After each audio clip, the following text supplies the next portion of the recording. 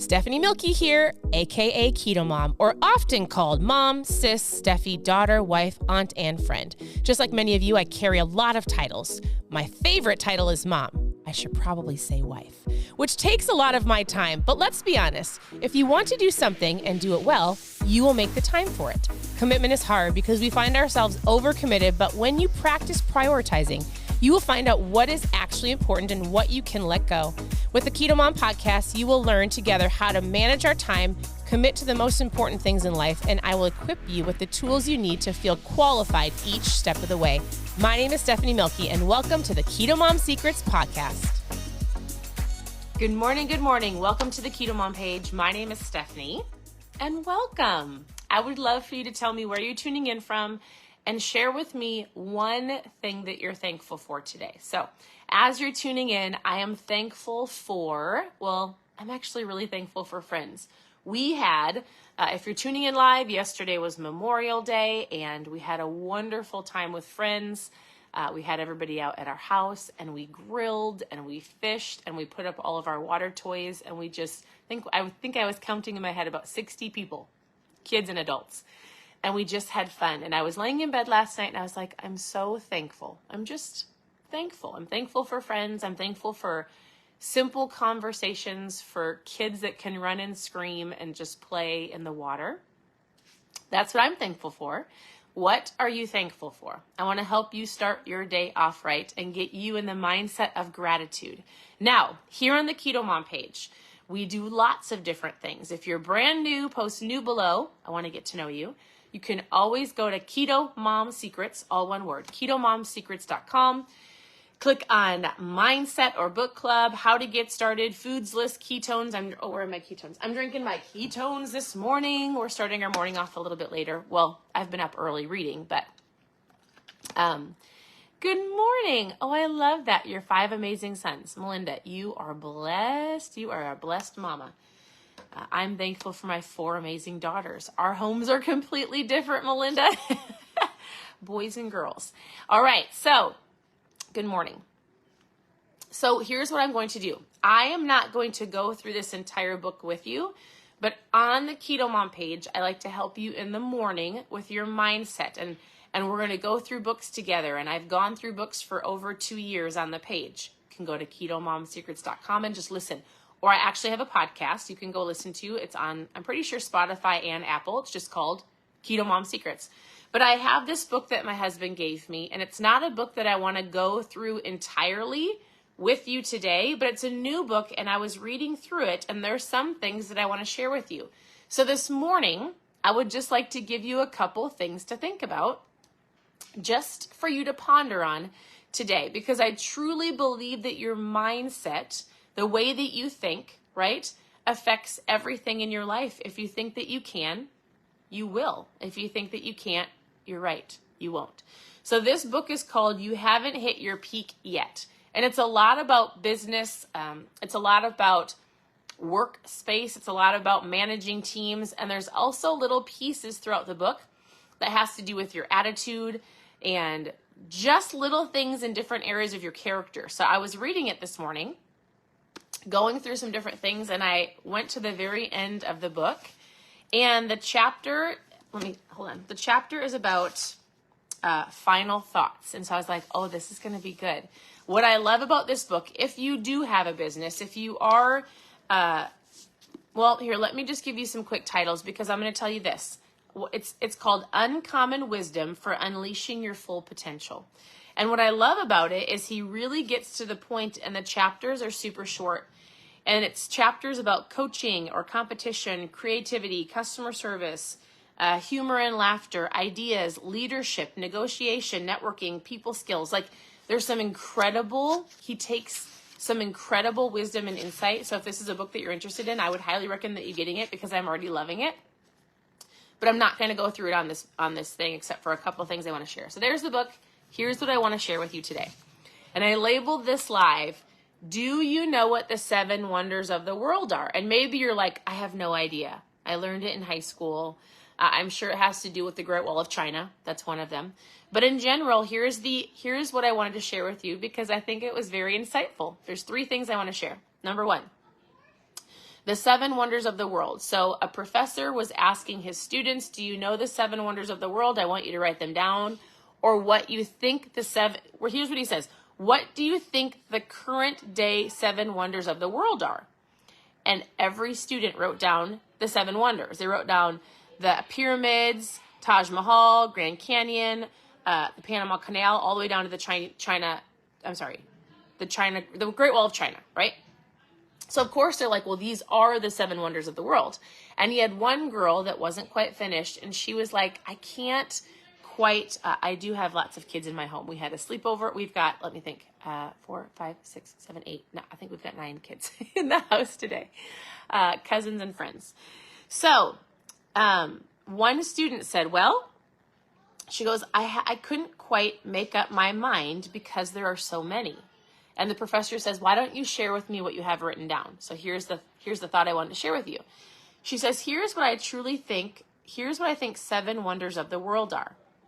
And there's a reason I'm telling you this, and I want you to hear this. And here's what she said. She goes, to see, to hear, to touch, to taste, to feel, to laugh, and to love. And then, of course, the professor was like, man, not man. I don't know if he talks like that. But he says, the room fell quiet. The things we overlook as simple and ordinary, and they are simple and ordinary that we take for granted, are truly the wonders of the world. A gentle reminder is this, that the most precious things in life cannot be built by hand or bought by man. So today, if you need something to be thankful for, if you need to get your mindset in the right space, maybe you're there and having a great morning, maybe you're not. But it's the simple and ordinary things that we often take for granted, right? So the 7 wonders of the world, to see, to hear, to touch, to taste, to feel, to laugh, and to love. I read that this morning and I was like, oh my goodness, that's so good. I love that. You guys, I'm loving this book. And there's a couple things I also wanted to read to you. At the very end, he goes, simplicity, he believes, is the 8th wonder of the world. And then, I hope I'm not, stick with me. There's 2 more things I want to read. So then he goes, hey, we've got the 10 commandments, but I'm going to read to you the second 10 commandments. So then he goes on to, oftentimes people feel like there are rules that we're supposed to follow. He's like, if you feel like there are some commandments you're supposed to follow, here's 10 more that I think are super insightful. And I really hope this helps you. Listen, number 1, thou shalt not worry. For worrying is the most unproductive of all human activities. Number 1, do not worry. Number 2, thou shalt not be fearful, for most of the things we fear will never come to pass. Number 3, thou shalt not cross bridges before we come to them, for no one yet has succeeded in accomplishing this. I think oftentimes, here's what you're going to find, is he's saying we worry about things before they've even happened. And I know there's a statistic out there that says oftentimes the things that we worry about in our brain will never come to pass, and we just sit and worry, and it ruins our day, and it takes us nowhere. All right, number 4, thou shalt face each problem as it comes. You can only handle one problem at a time. Number 5, thou shalt not take problems to bed with you, for they make very poor bedfellows. Number 6, thou shalt not borrow other people's problems. They can better care for them. You don't need to. Number 8. Wait, am I number 8? 1, 2, 3, 4, 5, 6, 7. Oh, I skipped 1 or 7. I think I miscounted. Number 7. Thou shalt not try to relive yesterday. For good or ill, it is forever gone. Concentrate on what happens in your life today and be happy now. All right, number 8, thou shalt be a good listener, for only when you listen do you hear ideas differently for your own. Listen, I think this is super powerful. Thou shalt be a good listener, for only when you listen do you hear ideas different from your own. All right, number 9, thou shalt not become bogged down by frustration, for 90% of it is rooted in self-pity and will only interfere with positive actions. And number 10, thou shalt count thy blessings, never overlooking the small ones, for a lot of small blessings add up to be big ones. I thought these were super insightful today.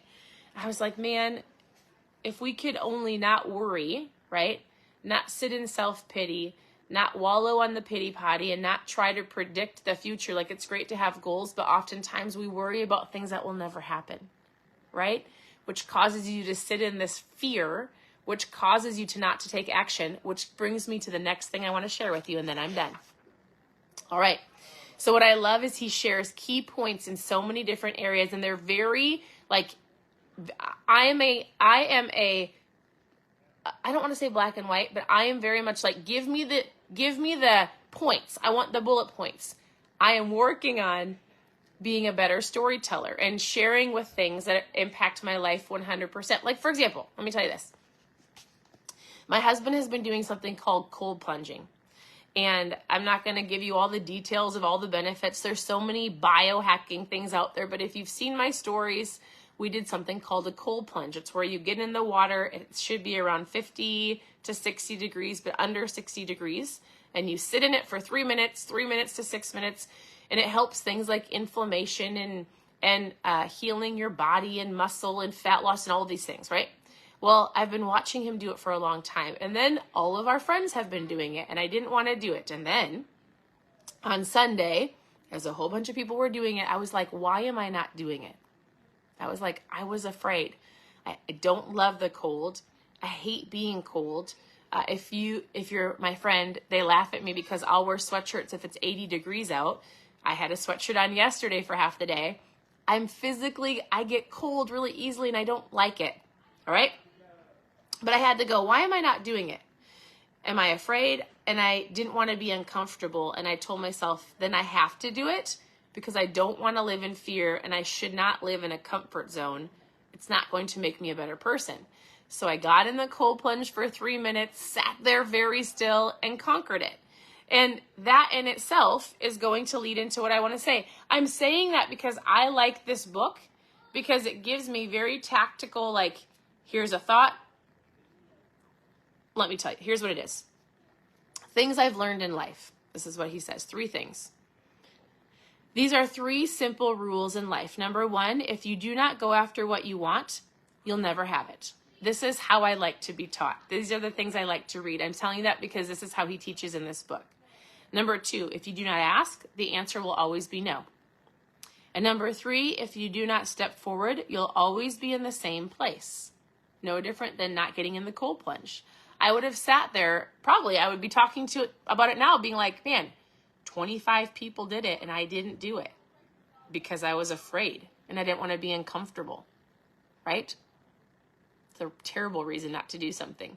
So I'm going to say this again, and then I'm going to end.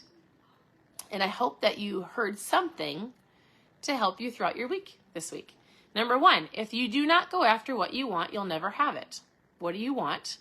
And are you taking the action to go after what you want? Number 2, if you do not ask, the answer will always be no. We teach our kids and our team the power of the ask. You will never know if you don't ask. You'll never know. In fact, our kids are actually doing something this summer and going to a camp that they probably shouldn't be going to because they're actually not plugged into the right leadership part in the church. We're actually not a part of the church right now, that church that we want to be a part of this camp. But I know some people, and I know that our girls would be a great fit to go to that camp because it's a higher level leadership camp. So you want to know what I did? I reached out to the people that I knew, and I simply asked if our girls could be a part of it. Some people might go, oh, but they're not a part of that group or that youth group, and they're actually not a part of the specific, like they don't have the space. And I just said, hey, if we make this space and we bring them and we house them, can our girls go to this camp? I think it would be really insightful for them, and they get to go. Why? Because I didn't assume they couldn't. I didn't take no for an answer because I didn't say like, well, they can't go. They're not actually a part of that group. And I made the ask. And if they would have said no, I would have been like, totally get it. But listen, it's exactly what he says. If you do not ask, the answer will always be no. Somebody needs to hear that. All right.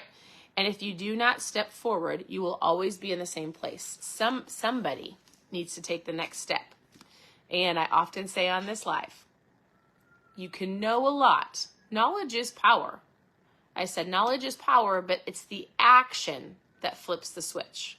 It's the action that actually gets what you know done. So this is the book I'm going through. I'm just going to take little pieces as I read it that I feel like are applicable to you and share with you some thoughts.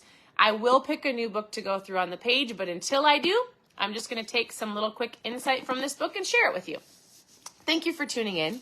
Your presence matters. I hope that you're having a wonderful day. If you are not, stop, take a breath, say something you're thankful for.